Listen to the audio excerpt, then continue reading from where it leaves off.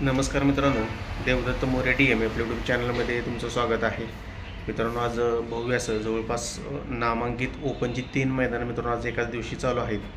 तुम्हाला माहीत असेल एक मुळशीकरांचं एक नामांकित असं मैदान मित्रांनो आज चालू आहे. त्याचबरोबर जिंती फलटण या ठिकाणी एक महत्त्वपूर्ण असं नामांकित मैदान चालू आहे आणि निंबूत या ठिकाणी पण एक भव्य असं ओपन बैलगाडी शर्यत मैदान चालू आहे. म्हणजे मित्रांनो एकाच दिवशी चांगली अशी ओपनची 3 मैदानं मित्रांनो चालू आहेत आणि बरेचसे बैलगाडी मालक मित्रांनो आपापल्या नियोजनानुसार त्या मैदानांमध्ये पाहण्यासाठी गेले आहेत.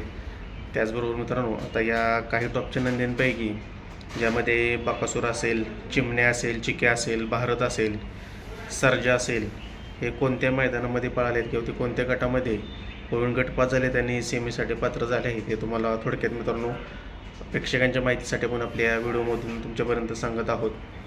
मित्रांनो या 3 मैदानापैकी फलटण जिंती या ठिकाणी जे मित्रांनो ओपनचं मैदान चालू आहे या ठिकाणी गट क्रमांक 13मध्ये भारत आणि किसना ही एक जोडी मित्रांनो पळाली आहे. जबरदस्त स्पीड लागली मित्रांनो गाडीला. गट क्रमांक 13मध्ये भारत मित्रांनो सप्तहिंद केसरी भारत गटपास झाला आहे. त्याचबरोबर याच जिंती फलटणच्या मैदानामध्ये गट क्रमांक 15मध्ये अभिजित भैया पवार यांचा सर्जा आणि साई, संतोष तोडकर यांचा साई ही एक टॉपची गाडी पळाली आणि ऐतिहासिक असा क्षण म्हणावं लागेल मित्रांनो, कारण अभिजित भैया पवार यांनी ही आजची गाडी मित्रांनो स्वर्गीय रणजित निंबाळकर सर यांच्या नावानं मित्रांनो ही गाडी पळवली. असं मोठं मन मित्रांनो अभिजित भैया पवार यांचं आहे आणि तुम्हाला माहीत असेल ते मित्रांनो माणुसकीला त्या पद्धतीनं चांगले आहेत.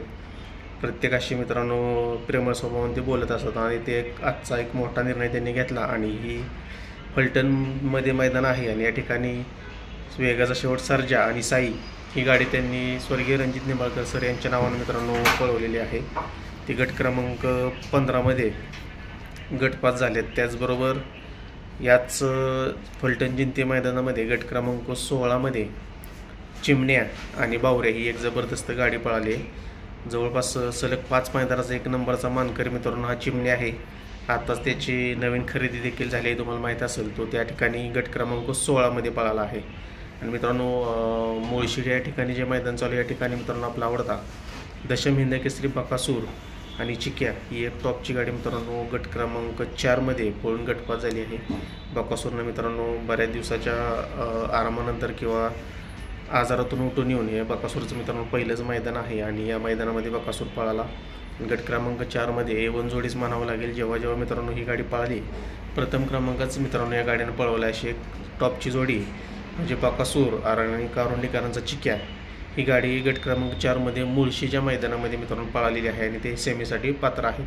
पुढील जी काही अपडेट आहे ती देखील तुम्हाला मित्रांनो सेमीफायनल फायनलच्या वेळेस तुमच्यापर्यंत पोहोचवली जाईल. त्यासाठी आपलं YouTube channel Devdatta More DM subscribe करायला विसरू नका. धन्यवाद.